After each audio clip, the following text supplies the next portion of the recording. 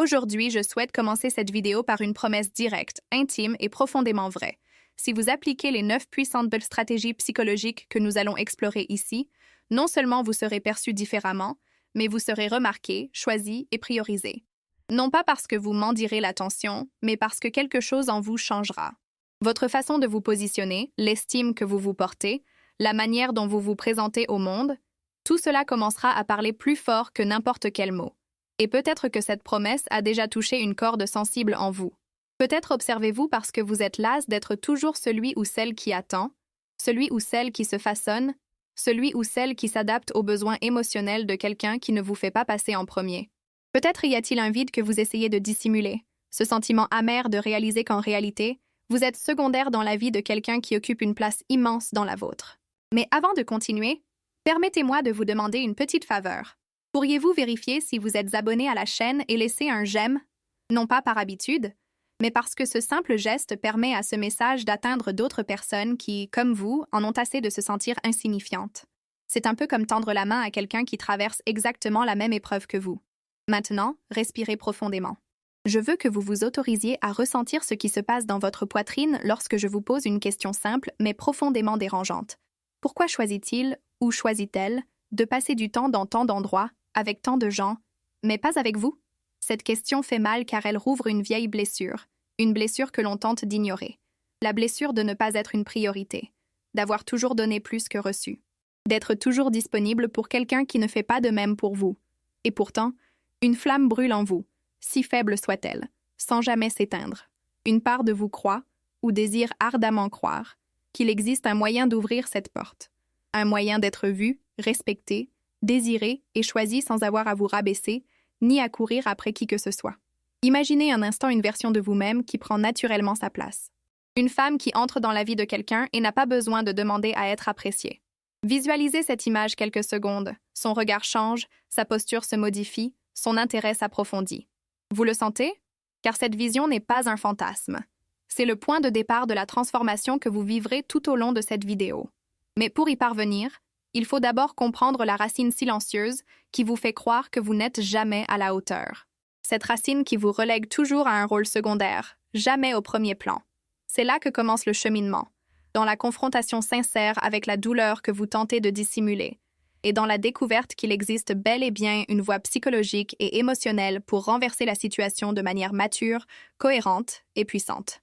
Et je veux que vous restiez avec moi jusqu'au bout, car chaque révélation que vous allez entendre aujourd'hui a été conçue pour démanteler des schémas invisibles et faire renaître en vous la capacité d'être choisi dans votre entièreté. C'est à partir de maintenant que votre histoire commence à changer. Il arrive un moment dans la vie de chacun où l'on réalise enfin que le problème ne réside pas seulement dans un manque de priorité, mais dans ce silence intérieur qui nous habite. C'est comme entrer dans une vieille pièce, fenêtre close depuis des années, et constater que tout y est poussiéreux, les attentes, les peurs, les croyances que l'on porte en soi sans même se souvenir de leur origine. C'est dans ce cocon émotionnel que l'on a pris l'habitude d'accepter des miettes comme des festins, des gestes insignifiants comme des déclarations d'amour, des présences sporadiques comme des choix.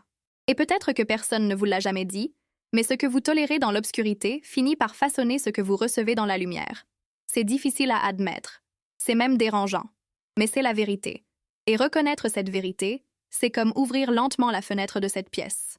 D'abord, un mince rayon de lumière entre, presque timidement, et vous voyez ce que vous préfériez ignorer.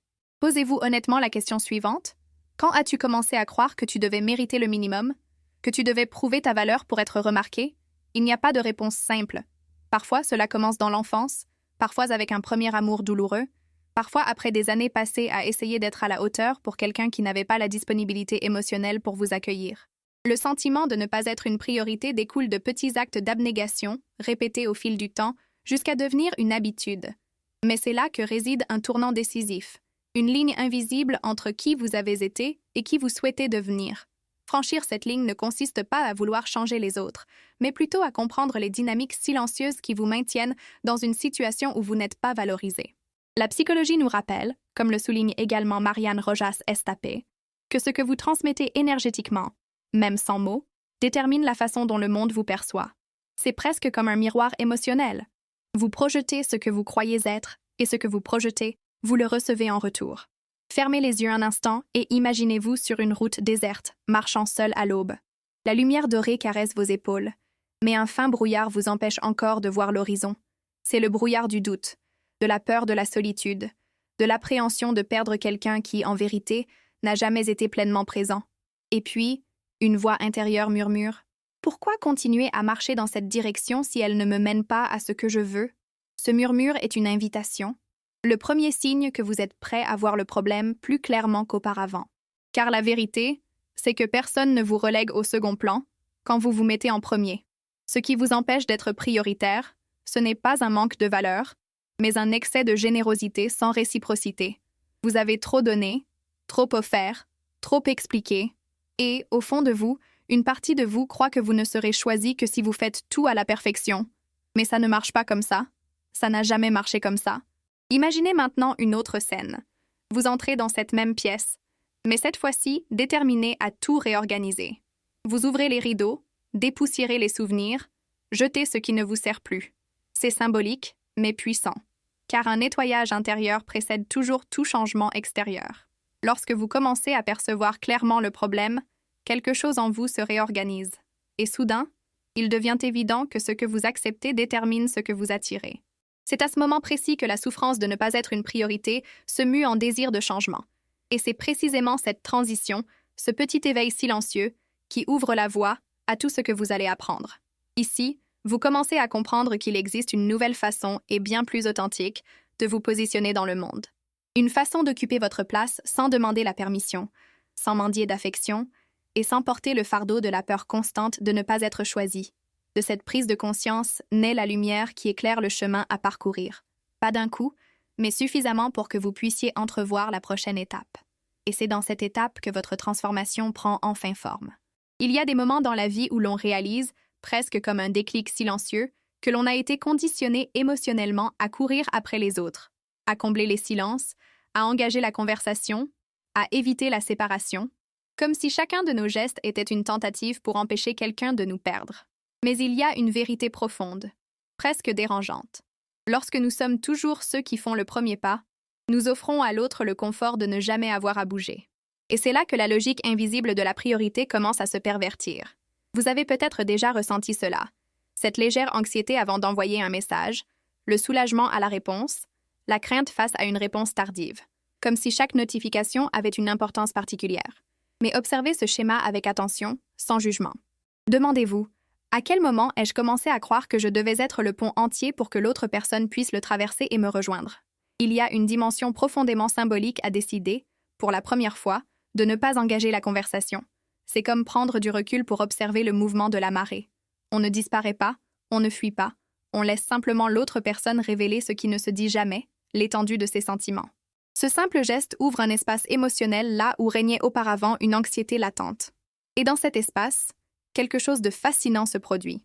Lorsque vous cessez d'être constamment disponible, le monde qui vous entoure modifie sa perception de vous. La présence, autrefois considérée comme allant de soi, devient plus précieuse, plus rare, plus perceptible. C'est un peu comme allumer une lumière dans une pièce toujours éclairée, mais jamais vraiment vue. Que se passe-t-il quand on cesse d'être trop prévisible? Les gens sont attirés par ce qui a de la profondeur, par ce qui ne se dévoile pas d'un seul coup. Il ne s'agit pas de manipulation émotionnelle, mais de comprendre que le mystère est avant tout une invitation à la curiosité. La beauté réside dans ce qui se révèle peu à peu. La fascination se trouve dans ce qui n'est pas entièrement dévoilé. Lorsque l'on garde certaines parts de soi, non par peur mais par conscience, on crée un champ magnétique, non pour manipuler, mais pour exister en toute authenticité. Imaginez un instant la scène. Vous parlez moins de vos peurs, de vos souffrances, de votre passé. Non par froideur, mais parce que vous choisissez qui mérite d'accéder à votre monde intérieur. Ce choix change tout. Car si vous ne vous livrez pas entièrement dès les premières minutes, l'autre personne est obligée de s'ouvrir, de se rapprocher, d'être attentive. Quelle part de votre histoire avez-vous racontée à des gens qui ne savent même pas écouter? Et dans ce processus, un détail essentiel se révèle, permettre à l'autre de s'investir en vous. Il ne s'agit pas d'être toujours celui ou celle qui ajuste ses horaires, coordonne ses agendas ou s'impose. Vous offrez des opportunités, pas des garanties. Ce geste réorganise l'énergie entre vous. L'autre personne ressent, même sans le comprendre rationnellement, qu'elle doit faire un effort pour vous atteindre, qu'elle doit faire pour vous ce que vous avez toujours fait pour elle. Il y a de la profondeur là-dedans. Il y a de la vérité. Et peut-être réalisez-vous maintenant qu'il ne s'agit pas simplement d'une conversation sur les relations, mais d'une conversation sur les retrouvailles. Sur le retour à cet endroit en vous où vous aviez enfoui une part de vous-même par peur de perdre quelqu'un. Si, à un moment ou un autre, mes propos ont ravivé un souvenir chez vous ou suscité une nouvelle réflexion, n'hésitez pas à le partager dans les commentaires. Parfois, votre propre expérience peut éclairer les zones d'ombre d'une autre personne traversant la même épreuve. Car, au final, ces échanges tissent des liens invisibles entre des cœurs qui ne se sont jamais rencontrés, mais qui se reconnaissent dans la même souffrance et le même désir de transformation. Et peut-être, qui sait, est-ce là le premier chapitre d'une nouvelle façon d'exister en amour? Moins d'abandon précipité, plus de présence consciente, moins d'urgence, plus de profondeur, moins de peur de perdre, plus de courage d'être. Il y a des moments dans la vie où l'on réalise que la souffrance de ne pas être une priorité ne provient pas uniquement de l'absence de l'autre, mais aussi de l'espace que l'on lui laisse, de la place qu'on lui accorde pour tout occuper. Comme une maison grande ouverte, attendant que quelqu'un entre, mais qui, au fond, reste vide car personne ne se sent invité à y rester. Il est curieux de voir comment la psychologie explique cela. Des études montrent que le cerveau humain réagit plus intensément à la peur de perdre quelque chose qu'au désir de l'acquérir. Et pourtant, nous passons des années à essayer de séduire ceux qui n'ont pas peur de nous perdre. Réfléchissez un instant. Fermez les yeux et imaginez une corde tendue entre deux personnes. Si une seule personne tire, la corde flanche, perd de sa force, se déforme. Mais si les deux personnes s'accrochent, il y a tension, équilibre, mouvement, la relation s'épanouit, l'affection s'épanouit, les priorités se définissent. Par conséquent, permettre à l'autre de s'investir en vous n'est pas de l'arrogance, mais de l'équilibre. C'est favoriser l'échange. C'est lui offrir l'espace nécessaire pour ressentir les efforts que vous avez toujours déployés, même s'ils ne les ont peut-être jamais remarqués. J'aime imaginer une scène symbolique. Vous, marchant au bord d'un lac paisible. L'eau est si calme qu'elle ressemble à un miroir. Soudain, une pierre effleure la surface. Les vagues se propagent en cercle, lentement, intensément, presque hypnotique. C'est l'effet que vous produisez lorsque vous cessez de placer quelqu'un au centre de votre vie. Le calme revient. L'excès d'attente se dissipe. Et, paradoxalement, c'est dans ce retour à soi que l'autre personne commence à vous voir, non plus comme quelqu'un qui implore votre présence, mais comme une personne qui existe pleinement. Combien de fois avez-vous confondu persévérance et amour? Combien de fois avez-vous cru qu'en faisant un petit effort, vous seriez enfin remarqué? Il existe une vérité à la fois douce et dure. Celui qui n'a pas peur de vous perdre ne comprend pas non plus la valeur de votre présence. Et ce n'est pas votre faute, ni toujours leur cruauté. Parfois, c'est simplement la conséquence d'un cercle vicieux où vous avez toujours donné plus que vous n'avez reçu. Mais lorsqu'on commence à prendre ses distances émotionnellement, quelque chose de profond se produit. Ce n'est pas une distanciation brutale, ni de la froideur, mais de la subtilité. On commence à garder certaines confidences pour soi, à occuper son temps avec plus d'intention, à respirer avant d'agir. Et cela change tout. Car, pour la première fois, l'autre personne ressent l'absence. Non pas l'absence de quelqu'un qui disparaît, mais l'absence de quelqu'un qui n'est plus là pour combler le vide laissé par autrui. C'est dans cette faille que naît la peur de la perte. Non pas comme une menace, mais comme une perception naturelle. La psychologie comportementale révèle un fait surprenant. Les relations où règne une légère imprévisibilité émotionnelle, non pas de l'instabilité, mais une certaine autonomie, présentent des taux de connexion et d'investissement mutuel plus élevés. Ce mystère salutaire, cet espace où l'on existe au-delà du « nous », est un puissant catalyseur du désir, car il nous rappelle que l'autre est un monde à part entière, et non une simple extension d'une autre. Et c'est là que le courage entre en jeu. Le courage de ne pas tout donner, de ne pas toujours se justifier, de ne pas courir après quelqu'un. Le courage d'être présent, sans précipitation. Une façon d'être qui ne réclame pas d'applaudissements, mais qui attire naturellement l'attention. C'est presque poétique. Quand on cesse d'offrir son cœur comme une ressource illimitée, il commence à être perçu comme un trésor, et l'autre, pour la première fois, perçoit le risque de vous perdre, et ce risque l'éveille. Si un passage de cette histoire vous a rappelé quelque chose de vous-même, un schéma, un souvenir, une relation qui perdure en vous, n'hésitez pas à le partager dans les commentaires. Parfois, mettre des mots sur ce que l'on ressent est le premier pas vers une transformation de notre vécu. Et lorsque quelqu'un lit votre témoignage, il réalise qu'il n'est pas seul dans ce cheminement que nous devons tous, à un moment ou un autre, celui qui mène de la peur de l'oubli à la redécouverte de notre propre valeur. Il arrive un moment, dans ce parcours, où quelque chose en nous s'apaise enfin. L'esprit, autrefois agité, semble se calmer. comme s'il prenait conscience que certains combats n'avaient jamais concerné l'autre, mais l'espace que nous avions créé en nous. C'est comme arriver au bout d'une longue route et réaliser que le paysage qui a le plus changé n'est pas celui de l'extérieur, mais celui de notre monde intérieur. Tout le chemin parcouru, les étapes franchies, les distances nécessaires, la redécouverte de notre propre valeur, commence à former une image auparavant invisible. Et maintenant, vous pouvez la voir. Vous réalisez qu'une force latente a toujours sommeillé en vous. La force de dire non, la force de se retirer, la force d'exister sans demander la permission. Ce besoin viscéral d'être vu à tout prix commence à se dissiper, comme la brume au petit matin. Non pas parce que le monde a changé, mais parce que votre façon d'y évoluer a changé. Combien de fois avez-vous offert le meilleur de vous-même à ceux qui n'avaient donc pas les mains pour le recevoir? Combien de fois avez-vous confondu insistance et affection? Désormais, ces questions prennent une autre dimension. Elles ne sont plus accusatrices, mais libératrices. Il est curieux de constater comment, tout au long de ce processus, la douleur initiale s'estompe. Ce qui semblait être un vide émotionnel se transforme en un terreau fertile. Un terreau où l'on commence à semer de nouveaux choix, de nouvelles limites, de nouvelles façons d'aimer. La psychologie explique que lorsque nous cessons de dépendre émotionnellement de quelqu'un, nos relations deviennent plus matures, plus équilibrées, plus authentiques. Mais il y a quelque chose qui dépasse l'étude et la théorie. Il y a ce sentiment intime de retrouver son foyer. Le foyer que l'on construit au plus profond de son cœur. Imaginez un instant une vieille porte qui se referme doucement. Rien de brusque, rien de dramatique. Juste une porte qui n'a plus besoin de rester ouverte pour ceux qui ne sont jamais entrés. Le bruit de cette porte qui se ferme est presque un soulagement. Et, aussitôt après, une autre image surgit.